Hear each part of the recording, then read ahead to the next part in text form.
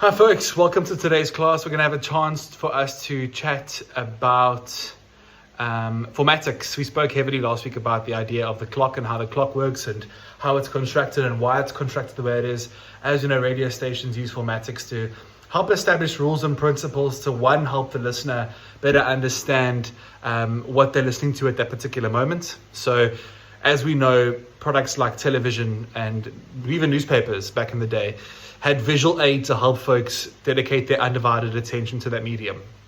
Radio is very much a passive listening medium. No one sits on their couch like this and listens to the radio. That would be weird. So what happens instead is that people are doing things while listening. They are in their car, they're cooking dinner, they're doing whatever it is that they do in their everyday lives to make sure that they are productive while being entertained through the radio.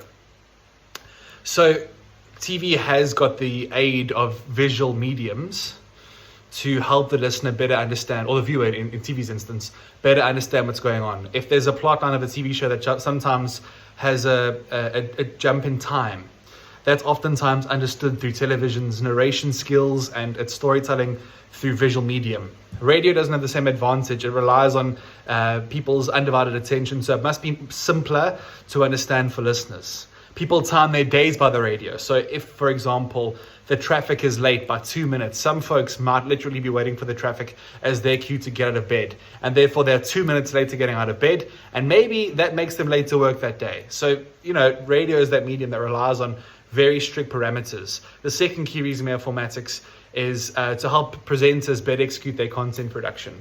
So producers, presenters must plan according to a certain clock, which takes advantage of the way the RAMs are structured and the RAMs are collated to give it the best chance of success. If you're dragging people past your quarter hour marks every hour, then you are getting a greater share of listenership according to the RAM statistics. So the idea of being able to put content in strategic spaces for that to play out in a particular way is how and why we build great content features around formats. So if we look at some of the other situations around format that are really important, we've now had a look at the clock, which is a brilliant thing to learn how to sort of work.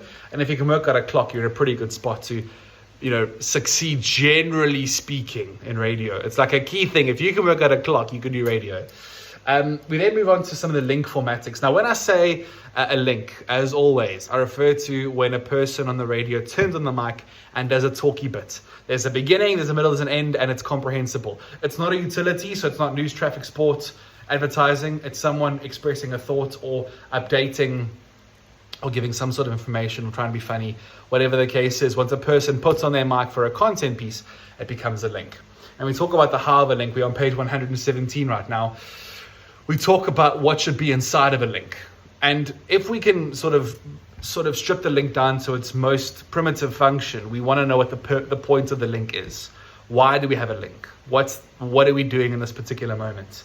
If, for example, today we are reporting on the fact there's protests in Durban, on our link, we want to make sure that that's clear to our listeners, because if there isn't a clear why we're doing the link, oftentimes we'll get distracted and we'll turn the link into a content piece about lobsters. That's the way the mind works. I've done this a million times. I probably did it today on the radio. It's just a thing that happens. We get distracted and we sort of veer off to the left or the right. We go off track. If you're driving a car, you'd be like, there's a video. That's the sign of the sort of thing that goes on when you are getting a link wrong. So knowing what the point of a link is essentially important. Back in the day, people could do time and place and this is, that was type of radio. This is, insert artist. That was, insert artist. Coming up, this artist. It's 5:10 and you're listening to this radio station. That was how people in the past used to go about their business, and that's great, but those days are past now. It's very important that radio people have very specific purposes and goals in every single thing that they try and achieve. So when we need to talk about a link and how it works, we talk on two key elements, a promise and a performance. And that's the crux of today's lecture. When we refer to two kinds of links, one might be a promise link, one might be a performance, one might be both, but let's strip them down to two main versions. A promise link. First and foremost, when we talk about a promise in radio, we might use the word tease or throw forward. Very important. That's industry standard. Teasing is the key. And it promises the listener that something is coming that's worth staying tuned for. As we worked out in our Rams diaries and as we worked out in our clock construction lesson, we know that to drag people past quarter hour marks is the key function of a good radio show, to get people listening for longer. So when we do that, I'm going to drag folks across. We tell them to come back in, say, 12 minutes time, because in that situation, they'll hopefully will stay listening for longer to find out how and why something happened that particular way, and then get the payoff later on. But it keeps them listening for longer. It keeps them tuned. It's a bit of like a carrot that we dangle in front of them that hopefully they'll sit tight for to eat later on. That makes sense. It sells what's coming up to the audience. It can be a great music moment. It can be news. It can be sports. It can be a brilliant content piece. Let's talk about it practically. Today, for example, we could say, as if you're doing a breakfast show at 10 past 6. 10 past 6, we go in for a link. We establish the sense of day. And then we promise something coming at, say, if it's 10 past 6, we then say 6:24.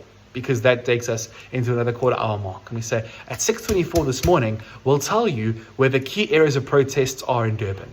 And hopefully, because people want to know about that sort of stuff from a verified, accurate source like radio is, as we learn in the news section of this course, they'll stay tuned for longer, hoping to hear the outcome later on. They want to stay there for that piece of material, that piece of content. Maybe it's the brand new Beyonce song playing out on the station. If you tease that beautifully, tell a great story, there's no reason someone won't wait 4 or 5 minutes, get through the advertising and hear the song afterwards. So that's the idea.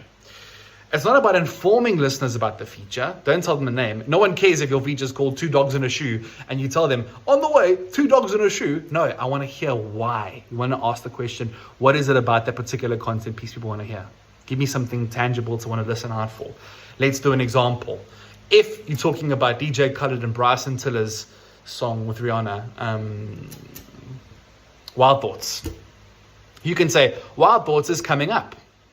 No one's going to stay for that. But if you say, when DJ Khaled recorded the song, this is a true story, by the way, he decided to hop over Bryson Tiller's wall because he wasn't answering because he was asleep. And DJ Khaled, a pretty strong-looking man, hopped over the wall to go wake him up. And then they recorded it live then and there. Listen if you can hear the fatigue in Bryson Tiller's voice. That sort of compelling push forward is an example of how successfully people are able to execute a great tease moment, a great promise moment. And then it plays out later on. So there's 2 kinds of links. Promise link and then the performance. Now the performance has to validate me waiting around. If you've teased something, I must get a reward for sticking with you. You've told me it's coming. I must hear that content piece being played out the way you said it would.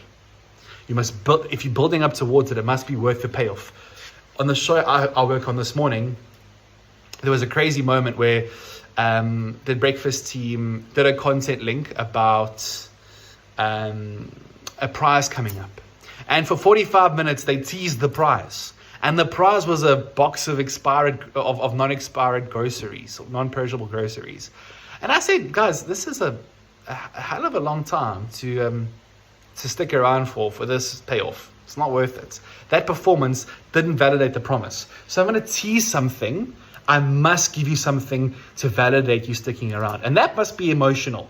It must make you feel something, as you'll see on page 118. It must make you feel a certain kind of way. Radio is all about making us feel something. Any medium can entertain you for a short moment. Radio is meant to make you feel. You're meant to be moved by it. Be that anger, frustration, curiosity, laughter, interest, heartache. Whatever the thing is, you must feel something. So make sure that when you are delivering the content that you've promised, when you perform the content, you give me something that makes me feel some kind of way about it.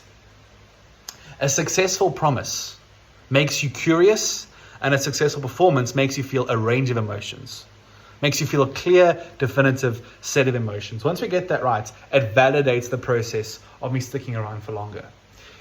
It's important that we validate our listeners by giving them what we promised that we would. If we say in 10 minutes you'll learn how to win 5,000 Rand and we don't give them that, what happens then is they never trust us ever again, and we've lied to our listeners, and that sacred bond is broken. So it's very important. We want to know what makes people happy, what makes them feel a certain kind of way, and what makes them feel moved by certain things. And that's what you chase when you perform in certain moments on radio.